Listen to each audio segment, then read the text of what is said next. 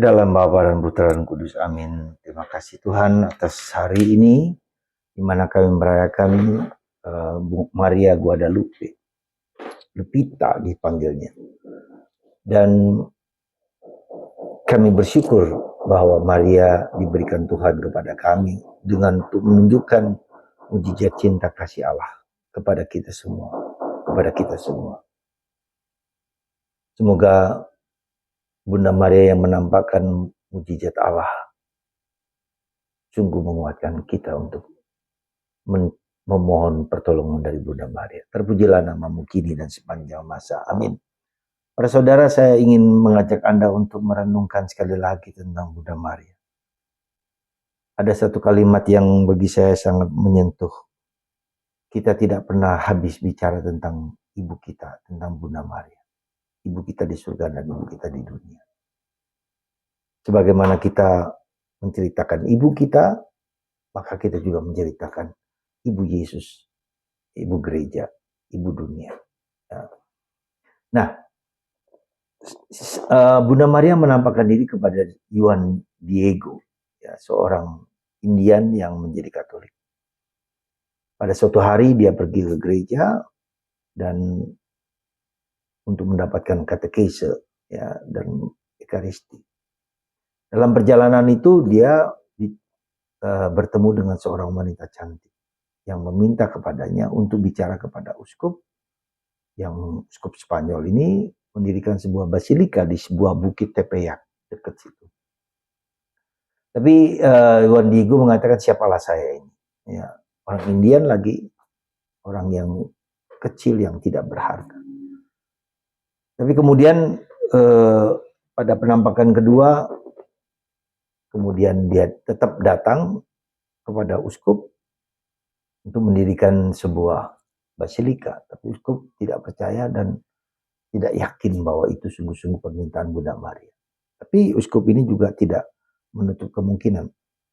Tunjukkan kepadaku mujizat yang menunjukkan bahwa Bunda Maria sungguh-sungguh menghendaki basilika itu. Kemudian pada penampakan yang ketiga,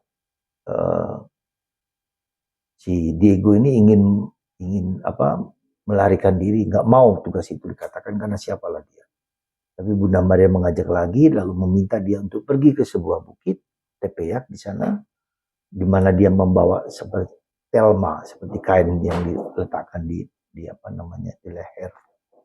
Di sanalah dia melihat bahwa tampaklah sebuah, atau bukan sebuah, tapi beberapa bunga mawar yang sangat indah yang tidak ada di Meksiko, yang ada hanya di Spanyol.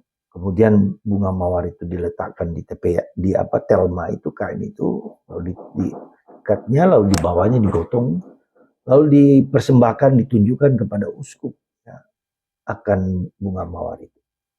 Mujizat terjadi bahwa telma itu bergambar patung, bergambar Bunda Maria. Ya. Bunda Maria khas orang Indian, ya, dengan wajah Indian, dengan baju khas orang Indian. Dan disitulah uskup kemudian terpesona dan tersentuh, dan akhirnya memang mendirikan basilika di sana. Sangat bagus dan sangat indah, dan setelah diselidiki dari bahan kain dari lokal yang bermutu rendah, karena Juan de Dios adalah orang yang sederhana, orang yang kecil, orang yang miskin, orang yang tidak punya apa-apa.